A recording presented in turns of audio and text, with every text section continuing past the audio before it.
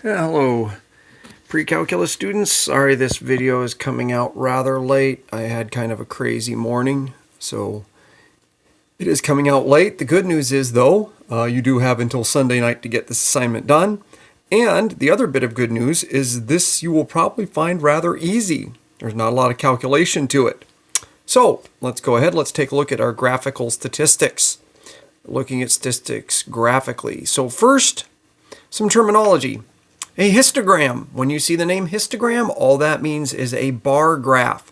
Sometimes it's our official term for what a bar graph is. A lot of times you'll see it used like on a standardized test or something. You just need to make sure you know that a histogram is a bar graph. Time plot. Time plot can take a few different types of forms, but essentially what this is it is a graph over time, usually linear. Okay, usually that's what we do is we make it linear. It's definitely not a bar graph. Sometimes a time plot can just have the individual points plotted and not joined together with a line, but generally we join them with a line and we get a linear graph. A stem plot, or sometimes called stem and leaf plots. So what happens with a stem and a leaf plot is this. Let's look at number 7. So if we look at number 7 in your textbook, we're going to be given a set of data there on number 7, and your book's in the other room. So what happens is you let your stems be the tens digit, and then you let your leaves be the ones digit. And so what you do for your stems is you have, for your tens digits, you have everything from 0 to 6, because you have numbers all the way from 0 to 60. So those are our tens digits, those are our stems. And then for our leaves, what we do is we put the ones digit, and we do want to put these in order. So not in the order of time, but we want to order these from least to greatest. So for instance, between 0 to 10, less than 10, we see that we have 5, 8, and 9. So we put them there in that order, 5, 8, and 9. And then we'll do the others this way. So for the teens digits, we see we have a 13, 14, and 16. So it doesn't matter what order they came in time. We're going to put them in order 13, 14, 16. So we just write the 3, 4, 6. And then for the 20s, we have the 3, 6, 8, the 30s, the 3, and the 9, and then for the 60s, the 1. Notice this gives a very nice visual of the statistics, the home runs over his career. And it is very interesting to look at, and we see what an unusual one that 61 was, where he had no years in the 40s or 50s, and even only 2 years in the 30s. So he was pretty consistently below 30 in his home run totals, and then he just had that one amazing year where he got 61. And it does ask if there would be an outlier, and yes, 61 would be an outlier. That's a number that is far outside of the normal range. Next section, we'll talk about an actual mathematical way of determining outlier, but for right now, the term just means something that's definitely far outside of the expected range, either a very high result or a very low result, is what we're looking at there. So 61 would be an outlier in that context. So that is our stem plot. They will ask you to do one that is a split stem. And for a split stem, what you would do in this situation is you would have 2 zeros, and you would put anything from 0 to 4 with the first 0, and then anything from 5 to 9 with the second 0. And then you'd have 2 1s, and you'd split it. Everything from basically 10 to 14 would be with the first one. Anything from 15 to 19 would be with the second one, like that. All right. Now another thing we have is we have a frequency table. Frequency table is a nice table that gives us a very succinct way. It's a little more succinct than the stem and leaf plot, but also it gives us a little less information than the stem and leaf plot. That's always the balance. The more information you give, generally speaking, the more complex it is. The simpler it is, the easier it is oftentimes to understand, but the less actual detail you get. So a frequency table is a table of the values and then just how often they occur. So this is particularly good when you have a lot of values that are repeated. So for instance, if we look at home runs here, and we look at these categories, then if we were to make a frequency table for Roger Maris with regard to these things, we would see that in the 0 to 9 category, he had 3 seasons there. He had 3 in the 10 to 19, 3 in the 20 to 29, 2 in the 30 to 39, 0, 40 to 49, and 1 in the 50 plus. So that's an example using the same data as for a frequency table. Frequency tables can be used like this, where you have a range, or you can have just a particular value, and that can be very good. Like, for instance, if you wanted to do a frequency table, for instance, of students and their grades. So, for instance, we would list A's, B's, C's, D's, and F's, and then you'd simply write how many times a student gets each one of those, and it'd be a very quick way of looking at the results. A lot of times I'll do that when on a test. I'll give a frequency table for the results of a test. Okay, next thing we have some examples, some things that they're going to ask you to do. So let's look at some examples. First one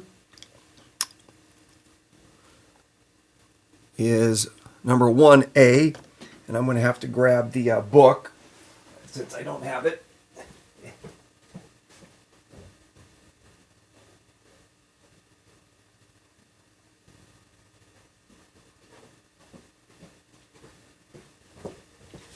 And unfortunately, YouTube does not let me pause a video, so I just have to go and run and grab it. And I didn't have my book with me because I had it out for your Zoom session, where I was answering questions for the Zoom session. So let's look at 1A. So 1A, we have this table that involves the Super Bowl preferences. And so it gives us information. And then for 1A, it wants us to basically interpret from that. So it says, what percentage of the people plan to skip the game? So in order to know that, we have to know so we're talking about the total number of people. So that's that 1,008. And then the total that plan to skip the game, we would have to look at the won't watch, and that's the 292. So we simply take it as a fraction and find out it's 29.0%. Then for B says, what percent of the people were men who planned to skip the game? So now we want to know, out of the men, how many plan to skip. So we have to look in the men column, and we see that the won't watch for the men's column is 132 out of a total of 492. It's what percentage of the people. So it's out of the total people. So it is out of the 1,008 were men who wouldn't watch the game. And the men who wouldn't watch were 132. So we have the 132 divided by the 1,008, and we at 13.1% men. If we look at part C says, what percent of the men plan to skip? So now this is the percent of men. So now we have to look at the men column, 492 for the total. And then the percent that would skip the game would be 132 out of that 492.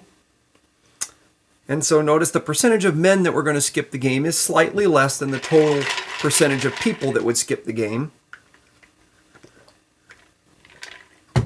And then finally, D says, what percent of the people who plan to skip the game were men?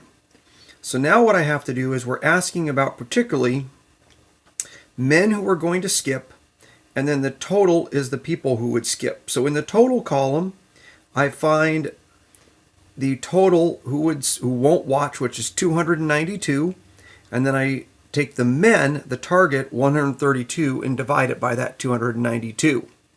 So setting that up there, I find that the men are 45.2%, which means that the women would essentially be 54.8%.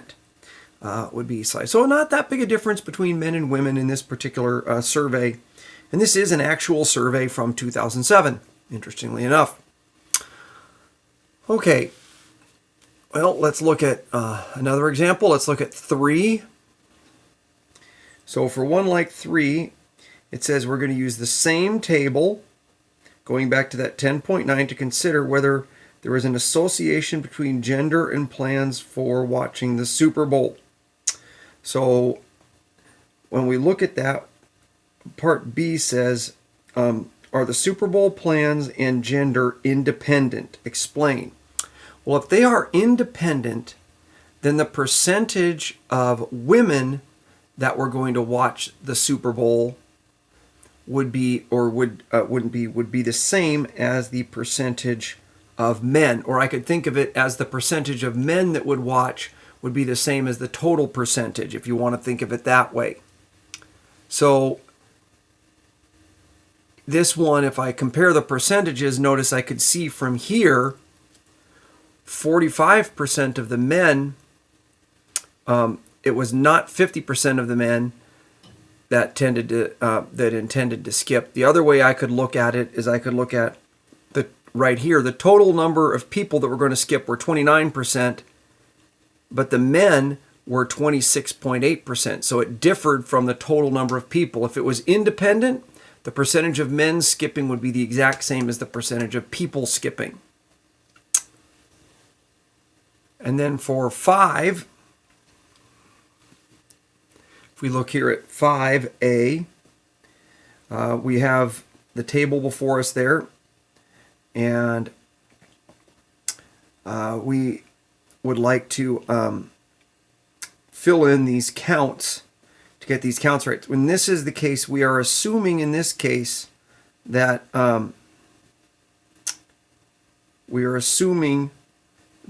it's independent. We want it to be independent, so the percentages all must match. So the lefty and righty percentages have to match up to the total percentages. So looking at that chart there, first for A, we want the lefties that are successful, and that has to be the same percentage as the total that are successful. So if we do that, we know it's that's 48 are, the percentages there, the 48 out of 240 must match the successful out of 210. So that amount there out of 48 has to match the 210 to 240. So I'm looking at that total column and I'm comparing those, or I could write it as x to 210 is 48 to 240. Either way, cross multiply, you find that the value there for the A is 42.